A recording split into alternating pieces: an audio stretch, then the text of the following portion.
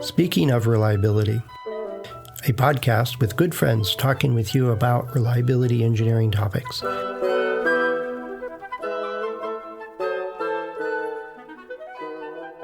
Welcome to Speaking of Reliability. This is Fred Schenkelberg.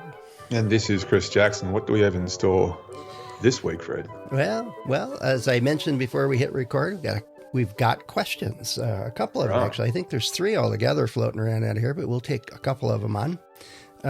One of them is by David, and he, and this might make a whole episode because I think if we unpack it a bit, there's a bunch of stuff to think about in here. So the gist of the question was, let's see, regarding the Weibull distribution, can I get a scale parameter by only having a given failure rate? I think, so he's got a failure rate and he wants to determine the scale parameter, the characteristic life of a Weibull distribution. If not, is there a rule of thumb I can use? And then it says, I often have to deal with COTS parts, commercial off-the-shelf parts, I think is what that stands for, and custom parts with very little historical failure info. So the scale parameter is a bit tricky for me. I generally use the shape parameter of 2 for a generic start if I have no other data. Software is not always available, so any tips are much appreciated.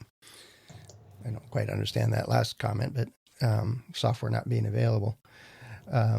You can make mistakes faster with software, but that's, I think, part of what I wanted to talk to you about. Or maybe he's saying there's not like a software package out there to help him find the answer. I don't know. Yeah.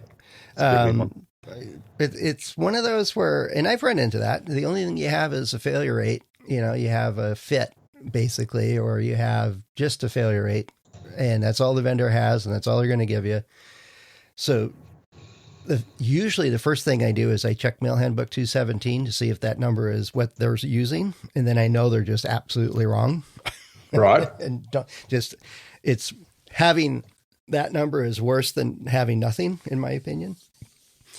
But let's say they, I don't know, did some testing, or they're looking at their field data, or they come up with a due diligent type of, but the only thing they offer you is failure rate. And converting that to a Weibull distribution opens up for me a whole pile of other questions of what's going on. But and I sent him a quick response. But what would be your first take on how would you respond to this kind of a question? Well, first take is to confirm the failure rate is the failure rate. You talked about fits, for example. Yeah. Now, we all know who have been around a bit, we know that those fits, which are failures in times, which are how the electronic component industry measures the failure rate or the hazard rate. So one failure in time represents 1 failure per billion hours. Yeah, you got to be careful if you're doing British or American billion, because I think millions and billions get reversed or somewhere along there. I'll change my statement to 1 failure times 10 to the power of 9 hours. Yeah, and then some vendors want to make sure that their products still look good because they want something in front of the decimal point. So they'll put an asterisk on it saying it's 1 in 10 to the 6th. Oh, there we go. You always got to be careful. They'll all call it fit, but they'll define it differently. Right. So let's just say. Yeah. So you got a fit. You got 8.2 fit, whatever. Now, if you've been around, we know how the vendors get those numbers, and they essentially test their capacitors and resistors and diodes in essentially benign conditions. They test them for an arbitrary small period of their life before they start to wear out, which means not even... Yeah, and if they test a lot of them, and they often assume that it's a constant failure rate and use I'm drawing a blank on it, chi-squared type approach. So if I test 1,000 of them for 1,000 hours at, slightly elevated temperatures, sometimes not even powered, then we know the failure rate is at least higher than that. So we'll use that as a cutoff. But it makes a pile of assumptions that are just basically folly. Right. But if you look at something which has 100 fits or is advertised as having 100 fits, I'm trying to remember the math in my head because I use this example in some of my lessons. Mm-hmm. I think it implies a mean time to failure of about 1,100 years. Yeah. So electronic components have not, as a concept, been around for 1,100 years. To suggest that you have a fit rate of 100 fits, which suggests the mean time to failure is in the order of 1,100 years, is obviously insane. But the reason they get that is because they test these components in those benign conditions before things like dendritic growth and diffusion and delamination on the die set and all those other things that cause every single component to wear out. That never gets examined or tested. So it essentially tests these things and see how often they fail before they wear out. Well, what they also tend to ignore, and I've run into this, is there was one vendor that said they tested, I don't know, a gazillion units, and they had 3 censored pieces of data. I says, why were they censored? And he says, well, they failed. Okay. Why did you call them censored then and not include them in the data as failures? And he says, well, they failed for early life failures, premature failures. There was manufacturing defects. We don't count those because you're interested in how long it's going to live. I was like, do you actually hear what you're saying? Yeah. So, yeah. So beyond that, so let's say somebody actually does a decent job. And I've run into that with IGBTs. There's a company and I'm drawing a complete blank on who they are. I wish I could give them a shout out. Is on their site, they said, if you use it in a high switching atmosphere environment where you're just turning this thing on and off a whole lot, then you're going to have this failure mechanism, which I think was wire bonding delamination or separation or failure. And here's the equation, and here's the life test data. It wasn't quite the full-on physics of failure thing, but it was done empirically, and they came up with a distribution for you and saying, if you switch it at this speed for this long, here's your probability of failure. And you could calculate it. And they had another failure mechanism if you use it in a different mode. And they were very willing to get on the phone and talk through it with you and all that good stuff. Vast majority are going to be a sales guy saying, oh, well, it's, 800 million years MTBF or MTTF. And that means that it has like a 8.2 fit. So you're good, right? No. And then they don't know how it was derived. And then you're in trouble. But yeah, that's really the first step is the number you're trying to do something with, is that relevant? Some really do a good job and many don't. So step number one is do you have a failure rate, or do you have some meaningless metric based on the contrived testing? The fit example is essentially an industry-wide issue. The industry is aware of it. They don't care. The scenario you're talking about where people censored out failures they didn't like counting, that's, I suppose, individual company centric, but it's prevalent. It's not it's just we don't like it, so let's not count it approach. That happens a lot. Oh yeah, I even talked to people that say, well, if something fails before the end of the test, which we're not supposed to have any failures, we add another unit to it so that we get the numbers of ones that pass all the time. Right. So it's, I'm always suspect when I look at a data sheet and they have 3 batches of 77 each and they all pass, and it's just pass all the way down the line. And like, okay. Yep. So step number one, the sniff test you talk about in lots of podcasts and webinars we're part of. Is the failure rate actually the failure rate? And all right, so I think we talked that one through. And the second one part is, well, let's just say you have the failure rate, which allows you to estimate the mean if you're interested in that, which then would, if you were to magically know what the shape parameter of a Weibull distribution that produced that data, which gave you that mean estimate, you'd be able to come up with the shape and scale parameter, which would then be very useful if you were able to use that shape parameter.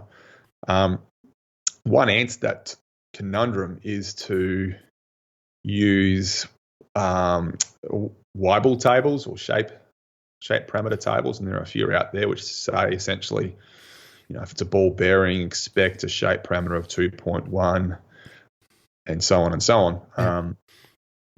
Some of them are good, some of them are useful, and some of them are not. Yeah, I'm thinking of one table. I don't even know if it's online anymore, but it was shape parameter for an electric motor. And it didn't specify what wattage electric motor or application or anything. Electric motors. Shape parameter can range from 0.3 to 4.8. Which is less than useful because right. for those listening and who might not be up to speed with shape parameters and things like that, essentially a parameter is a characteristic of a bell curve-like shape that helps us understand how things fail. And each different failure mechanism or how your thing breaks tends to have a unique shape parameter. So corrosion might have a shape parameter of 2.5. Fatigue might have a shape parameter of 2.1. Fatigue in ball bearings, let's call it spalling, it might have a different shape parameter. A ball bearing versus a roller bearing might have slightly different variations on that shape parameter.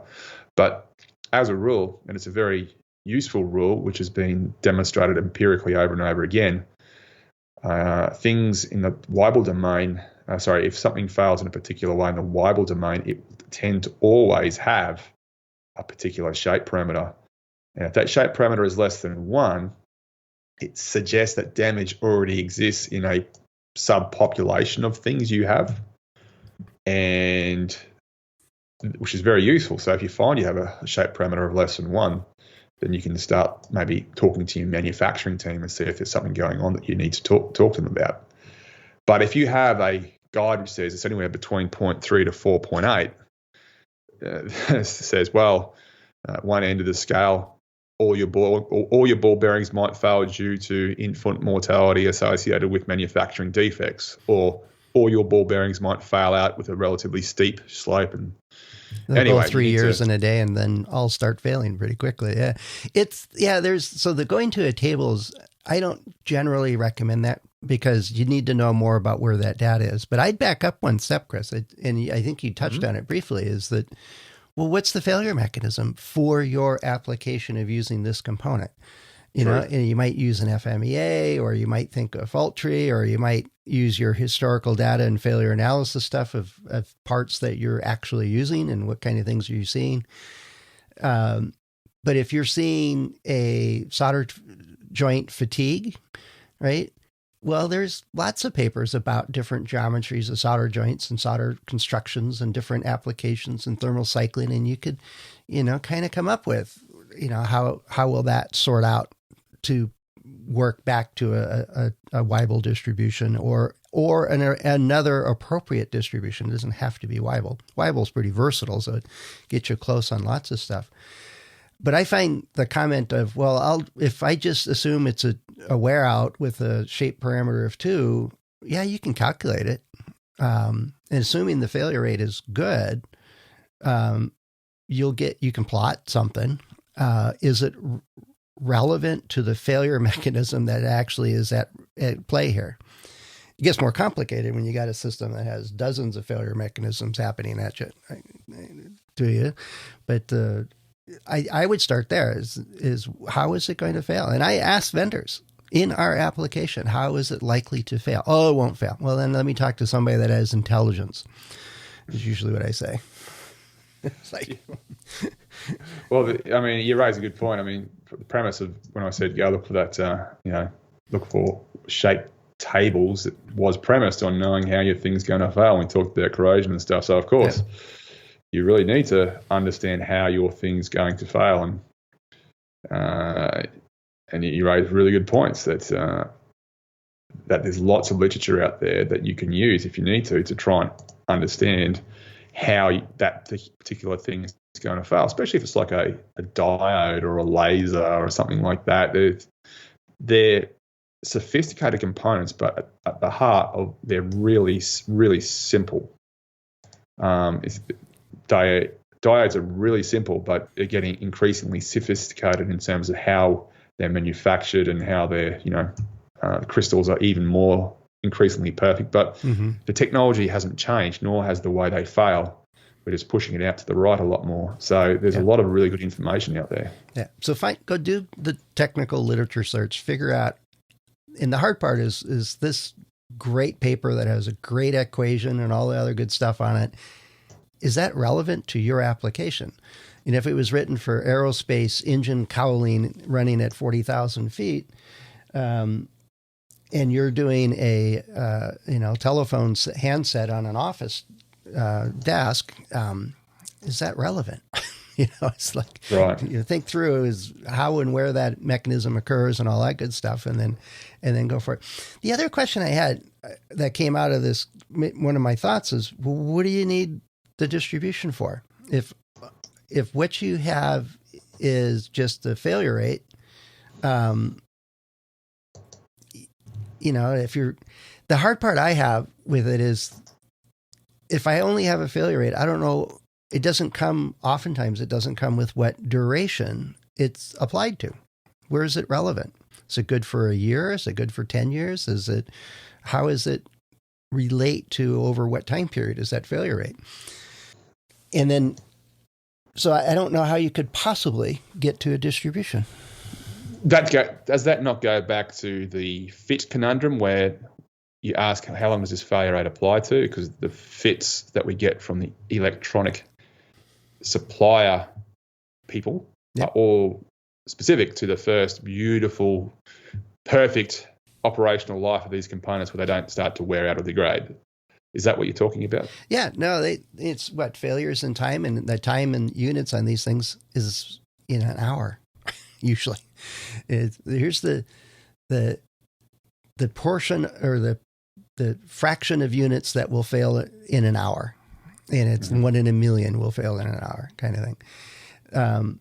Going to the failure mechanism helps us understand, is this, a decreasing failure rate or hazard rate or increasing hazard rate? Gives us some clues as to where that kind of shape parameter would be. But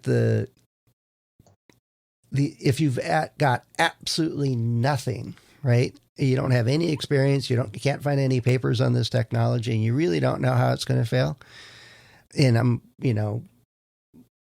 hesitant to say it is, well, the only information you got is that if you don't know how it's going to fail, choose this shape parameter of 1, and then, or don't use it and just say it's unknown, or go run your own accelerated tests and go figure it out and go figure out how it fails and works in your system. If it's really important, go get the data one way or the other. If it's not important, ignore it. If it's an 8.2 fit and you got 1,000 components in your system, it won't matter whether you have a distribution there or not.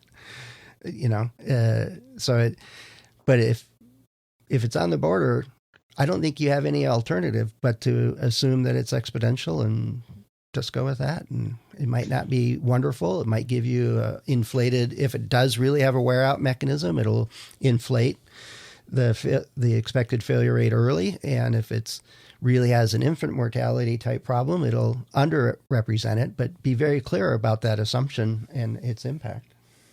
I think we've talked about scenarios where we've talked about the hypothetical challenge of modeling the reliability of a vehicle. Mm-hmm. We don't spend a lot of time coming up with whiteboard plots for the chassis of a vehicle. We know chassis will eventually fail, but they're sort of the last thing to rust away for a vehicle that's been left. The dashboard will crack and fall off long before that happens, and the water pump and the oil pan and everything else will fall apart long before that. Right, so we're not too fussed about chassis wearing out. The only time that chassis really fail is when we make a welding mistake or something like that, which is something that's very concerning and something you need to address. But or if you know somebody that likes doing long drives on an ocean beach. Yeah, usually not good for your chassis. Right, and, but I think that what we're trying to say is that you don't need to use a micrometer to measure the reliability of a chassis. Right. You just need to have a rough order of magnitude. We know how strong steels are. We know how strong welds are. They're easy to test. We've been doing this. I mean, chassis technology has remained fundamentally unchanged for decades. Yes, the chassis are more sophisticated because we can more easily bend metal and et cetera, et cetera, et cetera. But with finite element analysis and everything else, we are on top of chassis technology. What is not as reliable is, for example, the insulation on the stator windings for an electric motor that runs an electric vehicle. Yep. They're getting much better, but the insulation will degrade before the chassis rusts away. Yeah. Oh, and battery technology too. Just batteries, another one. Yeah. But we can sit here and think about any number of different ways a vehicle can fail. That's obviously going to drive the characteristic life, so to speak, of a vehicle more so than the chassis. And so if you got the failure rate, but the thing and if you also know the failure mechanism, then you might be able to make a judgment call that, you know what, this failure mechanism doesn't really matter. So we'll just stick with the failure rate because it's not going to ruin our day. But we've come across plenty of scenarios, especially in the space domain, where the main driver of electronic component technology is cell phone or mobile phone or smart devices, which have a very short lifespan, and customers or the market demands functionality way more than longevity these days. Upgrading a phone every couple of years is just how people roll because they want the next level of functionality, and the market has responded by getting electronic components which are ever smaller. And with that comes a cost that they are less and less reliable. Well, so they've decreased from 20 years to 10 years, but I only want it to work in my phone for 3 years, so I'm good. Right. And then you have the space industry people who essentially they're not big enough to influence the electronic component market, so they're not going to get, capacitors and diodes and everything else. And integrated circuits is what we're mainly talking about here. They're not going to get the feature sizes back up to what they used to be in the 1990s. Well, they're just not making it. They're not making it's not economical for these fabs to make the 200 nanometer chips, or the larger feature sizes. I'm trying to think of the scales that these things are in. They're incredibly small now, but if they're making a wafer that's going to create 1,000 components, they're not going to make a couple of them that are just with the big chunks on it. It's not in their interest to do that. And I think too many space industry players have complained about that as opposed to just embracing it. Mm-hmm. And so they've wanted to have some sort of analysis or what do I use? Are you happy? Are you willing to test? No. We just want to have something that's really a really robust understanding of how reliable these things are. But we're not in the business of testing. Right. Well, then you're not going to know. Okay. You're just not going to know, or you pay somebody a lot of money to go do it for you. Right. Yeah, no, so I think we talked about a handful of different things, and I think the key way to do this is be very careful about the set of assumptions you're making and their impact. And there's a couple of steps. There's, well, do you need to know it? What is it? Is it relevant? Another is the failure rate that you actually have in your hand worth anything? Where did it come from? And that may provide some clues if they're testing it in a particular manner, that may suggest what kind of failure mechanisms that they're looking for. And that maybe give you some clues. Talk to somebody that actually knows how this product or this device is going to fail. Usually vendors and the people designing these things know. The sales guys are loath to tell you about the product's failure mechanism, so don't talk to them. There's literature on all kinds of cool stuff, your own history, your own failure mechanism, or root cause analysis on stuff that you're seeing failing. There's a handful of different options, but there's not a carte blanche saying, oh, just assume a shape parameter of whatever and you'll be fine. Yeah, the math works, but the underpinning assumption is probably very likely to get you in trouble and it'll give you a number, but it won't be very useful.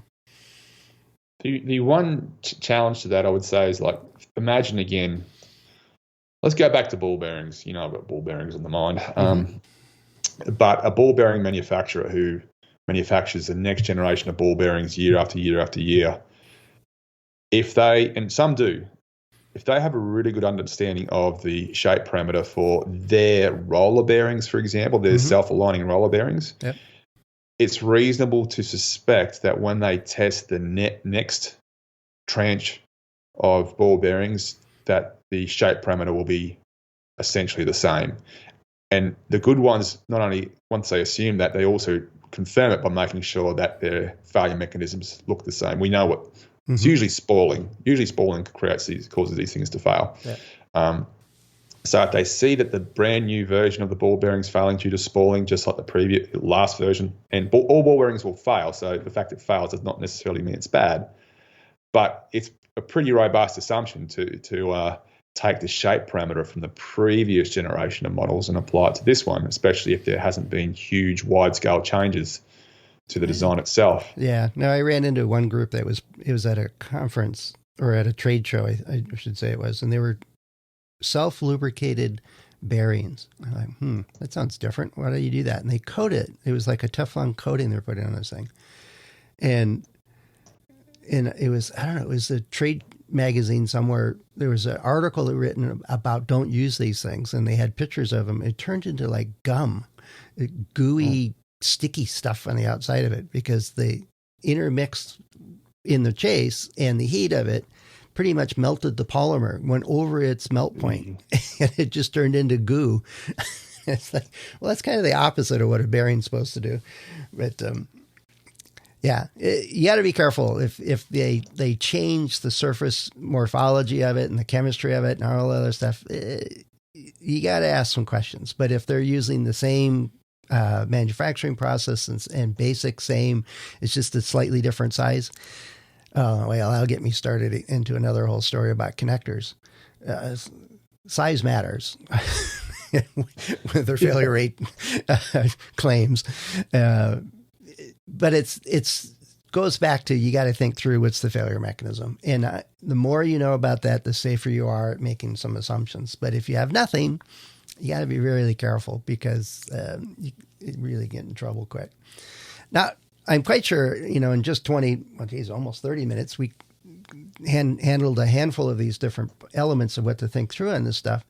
I think the bottom line is be careful, is that there isn't a magic 8-ball of saying, 8.2 failure rate means I have a Weibull and blah, blah, blah. No, I don't think so. I don't think that's out there. Now, I could be wrong. Somebody out there may know of a clever way to get around this and to deal with it. I'd be very interested to hear about it. Head over to accendoreliability.com/go/SOR and let us know. A couple of ways to get in touch with us there. This question came in through my About page on Accendo Reliability. So that's another way you can get a hold of any of the hosts on the show is through Accendo's About pages. We have contact information there. Or you can find all of us on LinkedIn. So plenty of ways for you to get in touch with us with either question or comment. And most likely you'll get an answer pretty quick. And 2, you probably will get some more discussion on it in a podcast episode. Yeah, what's with you and the ball bearings today, Chris? It's not. It's just that I'm generating courses and I've got ball bearing as one of the central examples. So because I'm working so hard on courses, it's all ball bearings these days. It's just all right. I was just wondering if you're losing your marbles there. I had to let you get that one in there. Losing my balls. Yeah, whatever. All right, cool. Well, hey, I got another question. Let's hit record again, and we'll talk about another question that we got. No worries. Talk to you soon, Chris. Cheers, Red. See you later. Thanks for listening to Speaking of Reliability. We invite you to join the conversation. If you have a question or a topic that you think we should discuss in a future show, please let us know. You can find a comment box below the episode show notes, or just leave a note as part of a review on iTunes.